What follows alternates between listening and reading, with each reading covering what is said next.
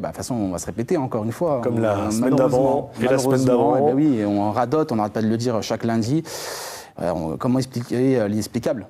Lorsque tu mènes 2-0, tu affrontes Lille, que tu as besoin de points, que tu vois justement tes adversaires directs gagner, engranger des points, voilà, franchement, on n'arrive pas à comprendre. On n'arrive pas à comprendre, on me parle de mental, on me parle de physique, on me parle de je sais pas quoi. Voilà, constat, lundi après lundi, on fait toujours les mêmes constats. Et justement, je reproche, que ce soit au staff, aux dirigeants de l'Olympique Lyonnais, de faire que des constats. Sauf qu'il y a besoin de solutions aujourd'hui. Il y a urgence.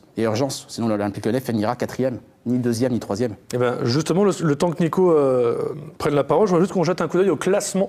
Alors oui, on est toujours 4e, bien sûr, mais 49 points. Marseille-Monaco, 55, 56 points. Ça devient compliqué. Nicolas Puytebois, votre analyse? Bon, on a un peu de marge sur le 5e, donc on peut encore faire mieux. Non, mais c'est bien, tu cherches le positif, c'est très bien. Non, mais c'est très bien, Nico, c'est très bien. Non, c'est vrai que ce qui est le plus incompréhensible, c'est comment l'OL se saborde sur les 3-4 derniers matchs.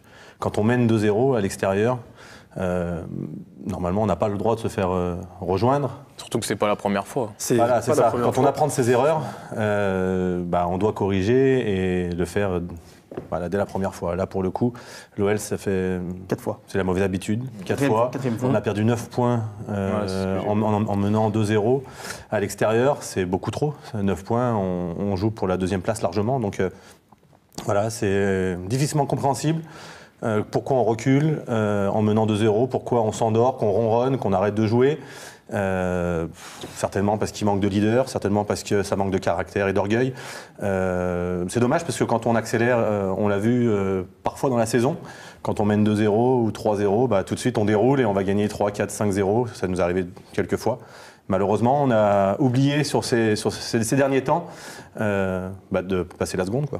Justement, Arnaud et Johan, voilà, j'ai envie de vous dire, messieurs, trouver du positif comme Nicolas Puytebois, ça va être un petit peu compliqué ce soir. Non, là... Qui veut se lancer le premier? Arnaud? Vas-y, Merci du cadeau. Non, cette équipe, clairement, elle a du talent.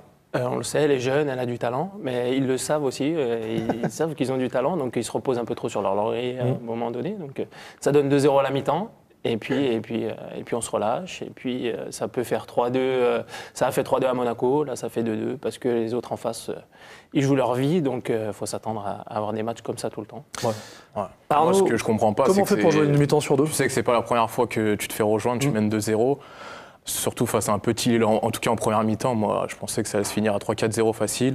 Tu arrives à te faire rejoindre, après je rejoins Nicolas.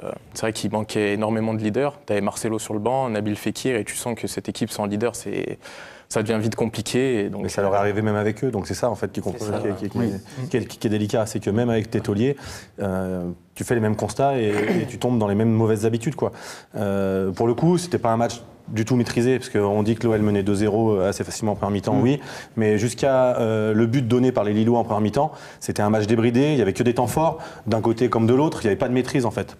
Normalement, on alterne les temps forts, les temps faibles, là il n'y avait que des temps forts. Dès qu'une équipe récupérait le ballon, ça allait vite vers l'avant, mais il n'y avait pas de maîtrise, il n'y avait pas de réelle maîtrise. On a eu la maîtrise du ballon à partir du moment où Traoré a marqué le premier but. Et si on regarde les 2 buts bien attentivement, on voit qu'il y a quand même manque d'agressivité des défenseurs, parce qu'il y a surnombre déjà sur le premier, et puis sur le deuxième, c'est un corner à jouer à 2 rapidement, donc à nouveau, concentration.